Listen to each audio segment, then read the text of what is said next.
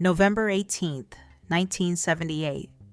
A mother lifts a cup of cyanide-laced punch to her infant's lips.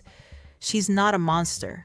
For 2 years, one man took her mind apart and rebuilt it, piece by piece, until murdering her own child felt like the safest thing she could do for him. 918 people died that day. Almost none of them were dragged.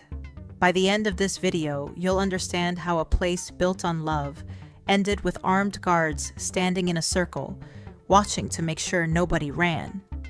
And once you see how it was built, you won't be able to unsee it in your own life. His name was Jim Jones. And here's what never makes the headlines. He wasn't some wild-eyed lunatic frothing at the mouth. He was magnetic, sharp. He preached integration when most of America wouldn't let black and white families sit at the same lunch counter. He ran soup kitchens.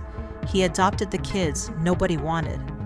Most of his congregation was black, working class, and over 50, women who'd spent their whole lives being told their prayers didn't count in whiter, wealthier churches, and finally found a pulpit that looked at them like they mattered. People didn't join a cult. They joined the first place that ever made them feel seen. That's the part that should scare you. The door into Jonestown didn't look like a trap closing. It looked like a door opening, maybe for the first time in these people's lives. And that's exactly why, by the time they understood what they'd walked into, they were 9,000 miles from home, in a jungle in Guyana, with no phone line out and nobody left to call. Picture this. You walk into your first People's Temple service broke, lonely, maybe your own family stopped picking up. Within 10 minutes, 20 strangers are hugging you, calling you family, telling you that you're exactly where you're supposed to be. That feeling isn't friendliness. That's the hook setting. Psychologists call it love bombing, the same tactic a controlling partner uses in the first 3 weeks of dating, when the flowers show up daily and the "I've never felt this way about anyone" comes way too fast. Jones didn't need to convince you he was right. He just needed you to feel, for the first time in your life, like you belonged somewhere. The FBI still trains agents to flag that exact pattern in trafficking and extremist recruitment today. The tactic never left. Only the packaging changed. That was step 1. Get you to stop asking questions. Step 2 was smaller, and it's the one that actually did the damage. Jones never asked for your house on day 1. That would have scared you off. He asked for something small first. Skip one Sunday with your real family. Come to service instead. Small. Donate a little more than last time. Small. Move a little closer to the temple. Small. This is the foot in the door technique, and it's the same reason that $50 starter kit from a friend on Instagram turns into you draining a savings account 18 months later. Nobody signs up for a cult. They get walked into one small yes at a time, until the version of them that would have said no simply doesn't exist anymore. By the time members reached Jonestown, most had already signed over homes, paychecks, even legal custody of their kids, because no single step ever felt like the one that mattered. Step 3 didn't need you convinced anymore. It needed you exposed. In catharsis sessions, Jones would stand a member up in front of 300 people and have them confess their worst fear, their deepest shame, any doubt they'd ever had about him. It looked like therapy. It was surveillance wearing therapy's clothes, because once you've sobbed in front of a room about hating your father, leaving doesn't just cost you your community. It means every person you love is holding a file on your lowest moment. Shame became the lock on the door, not chains. Shame. That's still the oldest trick in the book, whether it's a boss demanding radical honesty from new hires or a partner who wants your secrets before you've earned theirs. And if shame wasn't enough, Jones had a backup. Members who tried to leave in the early years were sometimes dragged back and publicly humiliated in front of the whole congregation. as a warning to anyone else thinking about it. He kept an armed security team, members called them the Red Brigade, stationed at the edges of the property, officially there to protect against outside threats. Everyone understood what they were actually for. By the time the compound moved to the jungle, leaving didn't just risk your name in a shame file, it could risk your body. And once you were in Guyana, geography finished the job. You needed money you didn't have, a passport Jones's people were holding in a locked file, and a plane ticket out of a country most members couldn't have pointed to on a map 2 years earlier.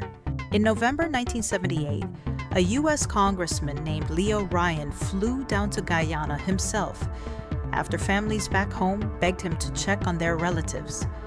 He walked through the compound with reporters and cameras rolling, Jones smiling for every shot.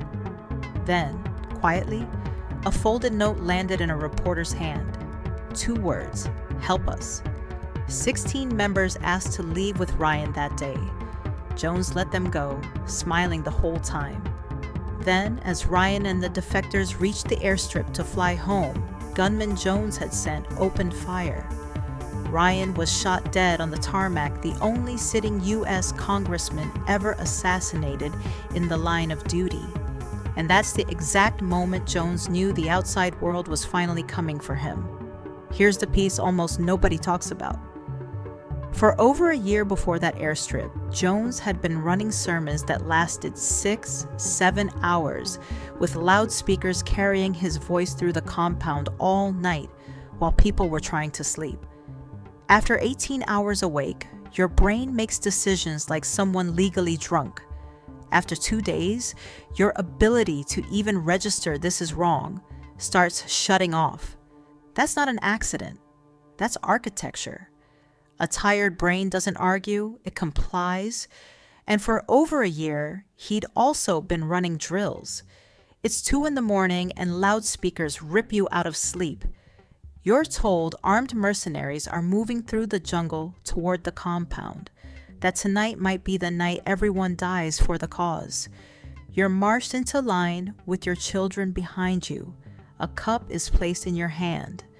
You're told it's poison, told to drink it, told this is how you prove you meant every word you ever said. You drink. You wait to die. And then you don't. It was fake. A drill. Again and again. Dozens of times for over a year. So on the night of November 18th, hours after Ryan bled out on that runway, Jones called everyone to the pavilion one more time. This time it wasn't a drill, and not everyone went quietly. A woman named Christine Miller stood up in front of the entire congregation and argued with Jones for several minutes, pushing back on tape, asking why the children had to die for something they didn't choose. She was one voice against hundreds. And around the pavilion, the Red Brigade had closed into a ring, armed, watching the only road out. Miller sat back down, and she drank too, not because the fear was gone, because by then, resistance wasn't a real option anymore. It hadn't been for months. Not one person who walked into Jonestown thought they were joining a death cult. They thought they'd finally found home.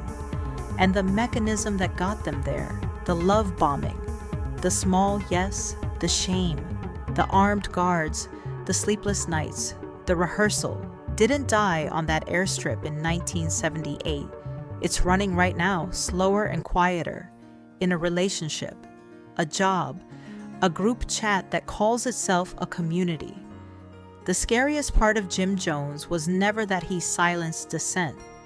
It's that his method kept working even when someone stood up and said no, out loud, in front of everyone. If any part of this made you think of someone, a relationship, a job, a group you can't quite explain why you're still in, trust that discomfort.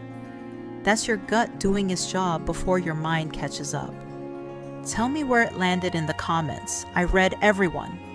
Understanding how a mind gets taken apart is the first step to protecting your own, which is exactly why next week we're looking at how a completely different kind of mind wields that same power. Make sure to subscribe, because my next deep dive on the INTJ dark side, why the rarest personality type is also the scariest, goes live on Friday.